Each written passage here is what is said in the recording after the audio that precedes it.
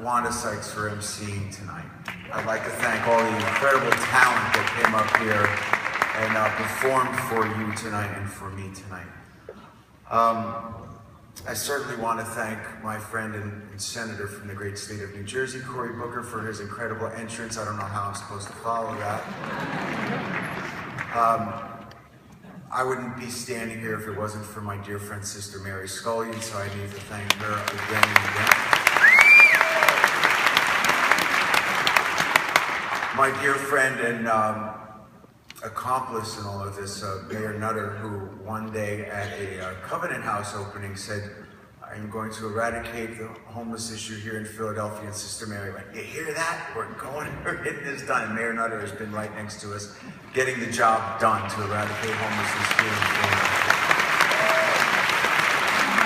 I too want to thank Nina for what she went through, and Carol for what they went through to have me nominated. I'm humbled by this. In fact, I'm deeply humbled to accept this award.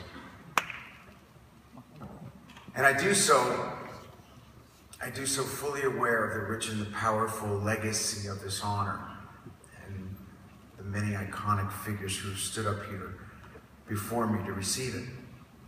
Each of the recipients of the Marian Anderson Award made great contributions to the arts, of course, but they used their gifts to seek change in our society and in our culture.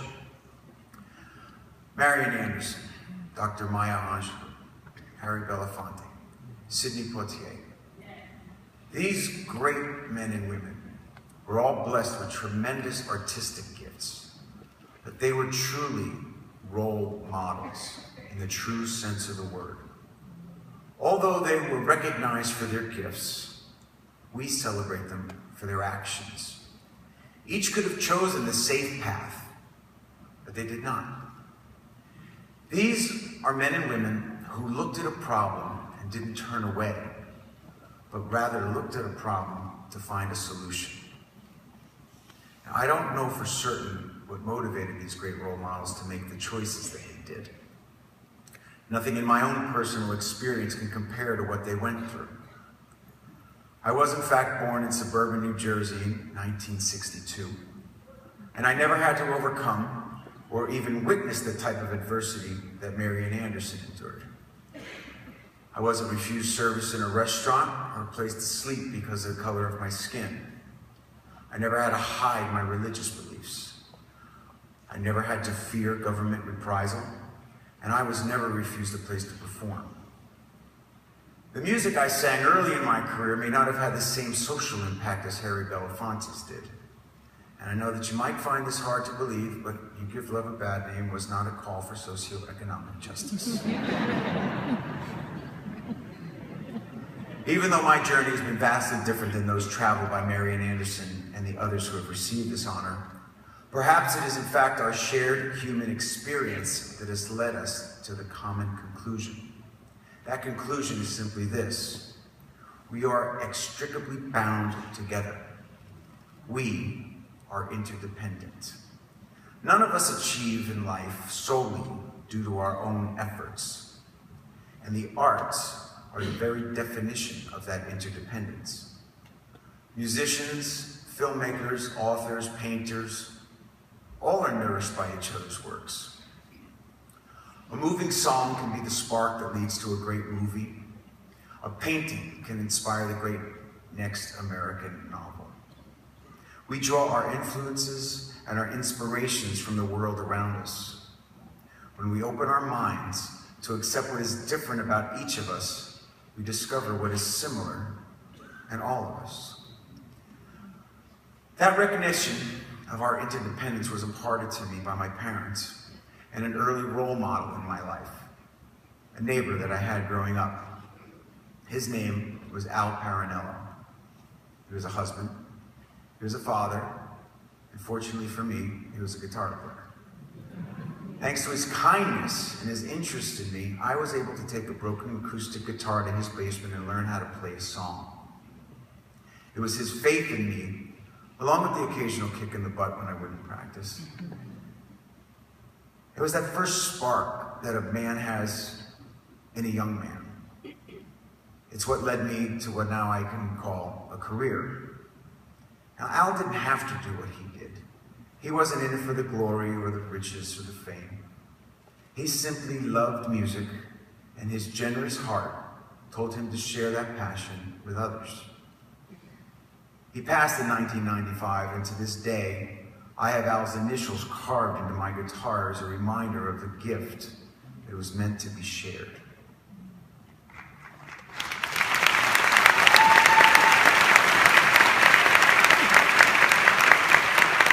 And as I have grown to accept and embrace the thought that I wanted to be more than an entertainer, my life has been enriched beyond any measure of applause. When we founded the Soul Foundation, we truly could not have known the lives that we would touch or the impact that we would have. When I'm asked what led me to lend my voice to the issue of homelessness and hunger, the answer has always been simple. We didn't need a scientist to find the cure. It was right there in the kindness of Miss Helen Brown, a fiercely determined community organizer right here in Philadelphia.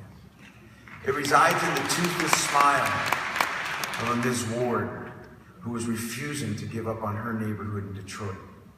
It's embodied in my two friends, Sister Mary Scullion and Joan McConnon, and in the renewed hope of Kaiser Roberts and Jamal Thomas, alongside the strength of one Cheryl Ann Davis, a young woman who brought us all to our feet and to tears at the opening of the JBJ Soul Homes. It's demonstrated to me by the constant encouragement of Lynn and Harold Honickman, and in the commitment shown by Lee and John Middleton to ending homelessness right here in Philadelphia. It's proven every day by Terrence and Louie, Mary Lou, Dolly, and all the volunteers up at the Soul Kitchen in Red Bank, New Jersey. All of these people, they live each day to serve others and to do right. All of them have and continue to inspire me. It is the shared belief and the basic dignity of how the human soul and how with a little bit of hope and opportunity, people from all walks of life have the potential to aspire to greatness and along the way, inspire others. I believe that that is the key to this amazing legacy that we celebrate tonight. So let us draw inspiration from those who have gone before us to do the work that we are called to do and to realize our vision of a better world, because we can and will make that difference.